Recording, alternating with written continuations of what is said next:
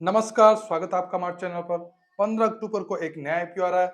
आज के वीडियो में इस आईपीओ का एनालिसिस करने वाले हैं। लेकिन इस आईपीओ का एनालिसिस करने से पहले मैं एक इंपॉर्टेंट बात बताना चाहूंगा। हाल ही में आए स्मॉल इश्यू साइज के आईपीओ ने रिटेलर्स को बहुत बुरी तरीके से डरा दिया है। इन आईपीओ में लिस्टिंग डे पर इन्वेस्टर को बहुत ज्यादा लॉस हुआ है। इन आईपीओ में मैं कुछ नाम लेना चाहूंगा। ओम फ्रेट फॉरवर्डर्स आईपीओ का इश्यू साइज 122.31 करोड़ था। आईपीओ में इशू प्राइस 135 रुपीज थी। लिस्टिंग डे पर इस आईपीओ के शेयर 81 रुपीज एंड 50 पैसा पर लिस्ट हुए। इस आईपीओ से 39.62% का लॉस हुआ। दूसरा आईपीओ ग्लोटिस आईपीओ, जिसका इशू साइज 307 करोड़ था। आईपीओ में इशू प्राइस 129 रुपीज थी। लिस्टिंग डे पर इस आईपीओ के शेयर 84 रुपीज पर लिस्ट हुए। इस आईपीओ से 34.88% का लॉस हुआ। तीसरा आईपीओ बीएमडब्ल्यू वेंचर्स, इस आईपीओ का इशू साइज 231.66 करोड़ था। आईपीओ में एक शेयर की प्राइस 99 रुपीज थी। लिस्टिंग डे पर इस आईपीओ के शेयर 78 रुपीज पर लिस्ट हुए और लिस्टिंग पर इन्वेस्टर को इससे 21.21% का लॉस हुआ। लिस्टिंग के बाद में इस आईपीओ ने all time low 55 rupees and 70 पैसा का लगाया। ऑल टाइम लो लगने के बाद में इन्वेस्टर को इससे 43.73% का लॉस हुआ। ऐसे आईपीओ की शुरुआत वीएमएस टीएमटी आईपीओ से हुई। इस आईपीओ में इन्वेस्टर को लिस्टिंग डे पर तो लॉस नहीं हुआ, लेकिन लिस्टिंग के बाद में इस आईपीओ का शेयर लगातार लोअर सर्किट जाते रहे। एक शेयर की प्राइस 99 रुपीज थी। इस आईपीओ के शेयर लिस्टिंग डे पर 104 रुपीज एंड 90 पैसा पर लिस्ट हुए। इन्वेस्टर को इस आईपीओ से 6% का लिस्टिंग गेन मिला, लेकिन लिस्टिंग डे पर इस आईपीओ के शेयर लोअर सर्किट लग गए और 5 दिन लगातार इस आईपीओ के शेयर लोअर सर्किट में रहे और इसने 74 रुपीज एंड 32 पैसे का ऑल टाइम लो लगाया। लो लगने के बाद में इन्वेस्टर को इससे 25% का लॉस हुआ। ऐसे स्मॉल इश्यू साइज आईपीओ से रिटेलर बुरी तरीके से डर गए, जिसका असर एलजी आईपीओ के सब्सक्रिप्शन पर देखने को मिला है। एलजी आईपीओ के लिए 3 दिन में टोटल सब्सक्रिप्शन 54.02 टाइम्स रहा। इसमें क्यूआईबी ने 166.51 टाइम सब्सक्राइब किया, एनआईए ने 22.44 टाइम सब्सक्राइब किया और रिटेल इन्वेस्टर ने सिर्फ 3.55 टाइम्स ही सब्सक्राइब किया। तो रिटेलर्स का सब्सक्रिप्शन आप देख सकते हैं और इससे पता चलता है कि रिटेलर्स डरे हुए हैं और अच्छा आईपीओ होने के बावजूद भी ऐसे आईपीओ में रिटेलर्स ने सब्सक्राइब नहीं किया है, जहां पर क्यूआईबी ने 166.51 टाइम्स सब्सक्राइब किया। ग्रे मार्केट में भी इस आईपीओ के लिए अच्छी डिमांड है। आप देख सकते हैं कि इस आईपीओ के लिए लगातार जीएमपी बढ़ता जा रहा है, तो ग्रे मार्केट में भी इस आईपीओ के लिए अच्छी डिमांड है। फिर भी रिटेलर्स ने इस आईपीओ के लिए ज्यादा इंटरेस्ट नहीं दिखाया और इनके द्वारा सब्सक्रिप्शन केवल 3.55 टाइम्स ही हुआ है। आखिर रिटेलर्स में इस डर की वजह क्या है? क्या यह एक सोची समझी साजिश है जिससे कि रिटेलर्स डर जाए और शेयर मार्केट को बाय बाय कर दें? ऐसा हर साल होता है। मैं इस टॉपिक पर एक अलग से वीडियो बनाने की सोच रहा हूँ। अगर आप कमेंट सेक्शन में डिमांड करेंगे तो इस टॉपिक पर मैं अलग से वीडियो बना दूंगा। चलिए 15 अक्टूबर को आने वाले आईपीओ का एनालिसिस करते हैं। यह आईपीओ मिडवेस्ट लिमिटेड कंपनी लेकर आ रही है। इस आईपीओ का हम एनालिसिस करते हैं और जानते हैं कि यह आईपीओ अप्लाई करने के लायक है या नहीं है। मिडवेस्ट लिमिटेड कंपनी की शुरुआत 1981 से हुई थी। इन्होंने नेचुरल स्टोन ग्रेनाइट से अपने बिजनेस की शुरुआत की। धीरे धीरे ब्लैक ग्रेनाइट में इंडिया के लार्जेस्ट प्रोड्यूसर और एक्सपोर्टर बन गए। कंपनी एब्सोल्यूट ब्लैक ग्रेनाइट को प्रोड्यूस करने में one of the largest company है। कंपनी 17 कंट्रीज में हाई क्वालिटी नेचुरल स्टोन्स को एक्सपोर्ट करती है।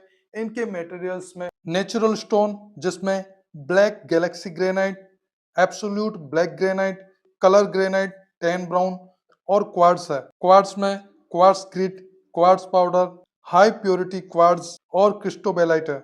नेचुरल स्टोन और क्वार्ट्ज के अलावा हेवी मिनरल सैंड्स और डायमंड वायर टूल्स है। इनकी प्रोसेसिंग फैसिलिटीज आंध्र प्रदेश में है। कंपनी की ऑपरेशनल माइंस आंध्र प्रदेश, तेलंगाना, कर्नाटक और तमिलनाडु में है। कंपनी का रजिस्टर्ड ऑफिस हैदराबाद, तेलंगाना में है।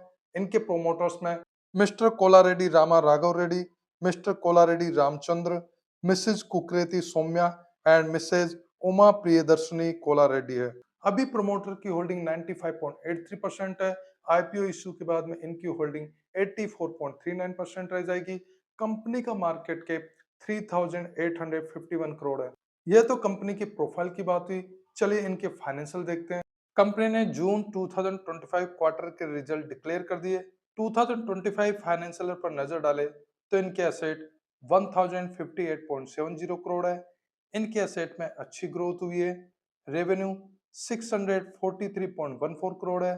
पिछले फाइनेंशियल ईयर की तुलना में इनका रेवेन्यू 7% इंक्रीज हुआ है, जो कि कम है। प्रॉफिट 2025 फाइनेंशियल ईयर में 133.30 करोड़ है। इनके प्रॉफिट में 33% की ग्रोथ हुई है। जून 2025 क्वार्टर में भी इनका प्रॉफिट 24.38 करोड़ हुआ है। इनका प्रॉफिट एवरी फाइनेंशियल ईयर में अच्छी ग्रोथ कर रहा है। 2023 फाइनेंशियल ईयर में इनका प्रॉफिट 54.44 करोड़ था। 2024 फाइनेंशियल ईयर में इनका प्रॉफिट 100.32 करोड़ था। 2024 फाइनेंशियल ईयर में इनके प्रॉफिट में अच्छी ग्रोथ हुई थी। EBITDA 171.78 करोड़ है। EBITDA में थोड़ी ग्रोथ हुई है। नेटवर्थ 553.69 करोड़ है। इनकी नेटवर्थ में अच्छी ग्रोथ हुई है। रिजर्व्स एंड सरप्लस 602.26 करोड़ है। पिछले फाइनेंशियल ईयर की तुलना में इनके रिजर्व्स एंड सरप्लस में अच्छी ग्रोथ हुई है। उधारी 236.61 करोड़ है। पिछले फाइनेंशियल ईयर की तुलना में इनकी उधारी बहुत ज्यादा बढ़ी है। 2023 फाइनेंशियल ईयर में इनकी उधारी 149.08 करोड़ थी। 2024 फाइनेंशियल ईयर में इन्होंने अपनी उधारी पर कंट्रोल किया और इनकी उधारी 120.48 करोड़ थी। लेकिन 2025 फाइनेंशियल ईयर में इनकी उधारी ज्यादा बढ़ गई। केपीआई वैल्यू देखें तो आरओई 19.42% है, जो कि ठीक है। आरओसी 18.84% है, ये भी ठीक है। डेट इक्विटी 0.43 है। इन्होंने अपने डेट को ज्यादा बढ़ने नहीं दिया, फिर भी अगर ये और कंट्रोल कर लेते हैं तो अच्छी बात होगी। आरओएनडब्ल्यू 22.11% है, जो कि अच्छा है। पेट मार्जिन 17.17% है, जो कि अच्छा है। इबिटा मार्जिन 27.43% है, ये भी अच्छा है। प्राइस टू बुक वैल्यू 6.50 है, जो कि थोड़ा ज्यादा है। ओवरऑल फाइनेंशियल की बात की जाए तो इनके फाइनेंशियल ठीक है। आईपीओ का टोटल हिस्सा 451 करोड़ है, जिसमें फ्रेश इश्यू 250 करोड़ और ऑफर फॉर सेल में 201 करोड़ है। एक शेयर की प्राइस 1014 से लेके 1065 रुपीज है। एक लोट में 14 शेयर है और एक लोट कमांड 14,910 रुपीज है। रिटेलर मिनिमम 1 लोट के लिए अप्लाई कर सकते हैं और मैक्सिमम 13 लोट के लिए अप्लाई कर सकते हैं। स्मॉल एचएनआई के लिए मिनिमम लोट 14 है और मैक्सिमम लोट 67 है और बिग एचएनआई के लिए मिनिमम लोट 68 है। यह आईपीओ 15 अक्टूबर से लेकर 17 अक्टूबर तक अप्लाई किया जा सकता है। अलॉटमेंट 20 अक्टूबर को होगा। रिफंड 23 अक्टूबर से मिलना शुरू हो जाएगा। जिन इन्वेस्टर को आईपीओ अलॉट होगा उनके डीमेट अकाउंट में शेयर 23 अक्टूबर को क्रेडिट कर दिए जाएंगे और स्टॉक एक्सचेंज में इस आईपीओ के शेयर 24 अक्टूबर को लिस्ट होंगे। आईपीओ में रिजर्वेशन क्यूआईबी के लिए 50%, रिटेल के लिए 35% और एनआईए के लिए 15% है। कंपनी आईपीओ फंड को कहां यूज करने वाली है, चलिए उस पर नजर डालते हैं। आईपीओ फंड से 127 करोड़ मिडवेस्ट न्यूस्टोन द्वारा कैपिटल एक्सपेंडिचर में फंडिंग में यूज करने वाले हैं, जहां पर ये फेज 2 क्वार्ट्ज प्रोसेसिंग प्लांट में यूज करेंगे।